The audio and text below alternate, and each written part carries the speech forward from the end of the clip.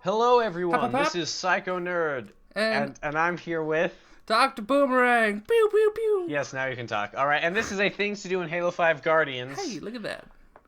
Dead by Daylight. Ooh, So, if you've fancy. ever played Dead by Daylight, you'll know the basic rules. There's a killer and four survivors. Sometimes there can be more or less, but for Mm-hmm. this particular mode, there has to be four. Yes. The survivors have to turn on generators, and the killer has to knock them down and hang them up. Yes, Now, definitely.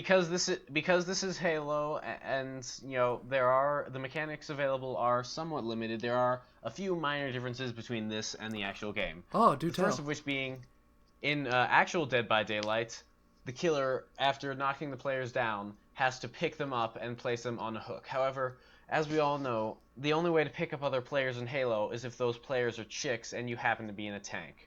There are no tanks in Dead by Daylight, Oh. and I like to make all my things to do's completely and totally gender inclusive. So I Mm. decided to take out the carrying mechanic entirely.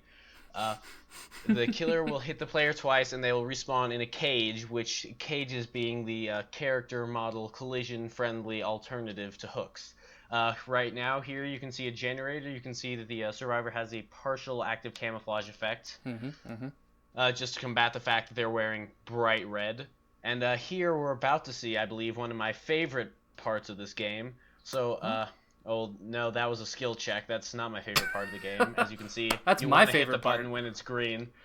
This is my favorite part of the game. So, there are several items you can find. That is the Void Sear Plasma Pistol, which comes with one charge, and you can overcharge it to create a vortex to slow the killer down for time. This is the Entity. Ooh, Uh, beautiful. it will descend from the heavens. It's I not mean, it's supposed to no be dancing lava, like but I that. mean, heck, it's okay, I I guess. mean, yeah. It's not supposed to dance. Sometimes it'll dance though, just due to the game having a hard time with all the different objects. You can see it's dancing a little bit right there, and then your teammate can just hit the button in front of the cage and free you. Was that Here we're me in about to that get cage just another. now?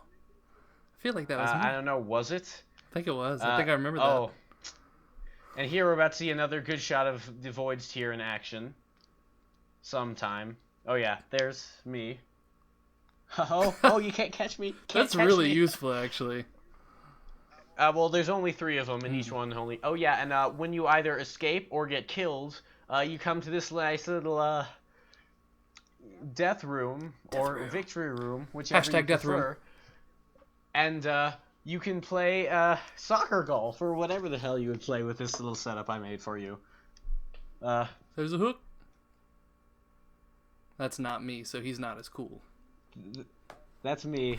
You can see I'm wearing the Wrath helmet, which is also known as the Eva C, also known as Emil's helmet. Remember, reach everyone. Uh, uh, so, there's three different maps that I made that are compatible with this. There's the rainy map, there's the forest map, and I don't think it's actually shown in this video, but there's also a kind of like a Covenant alien map. And then I Ooh. also included a template map, which you can use to make your own maps. And in just a moment, I'm gonna explain to you exactly how to use that template map. But this has been Psycho Nerd and Dr. Boomerang. Thank you and Oh, goodbye. hey, Rip Jimothy. Hello, and really quickly, this is Psycho Nerd's guide to using the Dead by Daylight template map in the Halo 5 Guardians Forge. Now, if you are a cartographer like myself, if you're familiar with the Forge, it should be fairly self-explanatory. However, there are a couple of really quick things I do want to touch on because they're very important, and I want to touch on them quickly.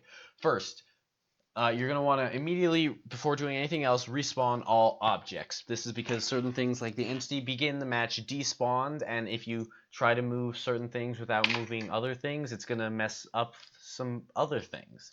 Second, you'll notice that some of the important props like the cages, the generators, and the trapdoor all come in multiple groups of pieces. Now, it can be very tempting if you're familiar with the Forge to group all of these pieces, all of these groups into a single group that will make it easier to move them all together.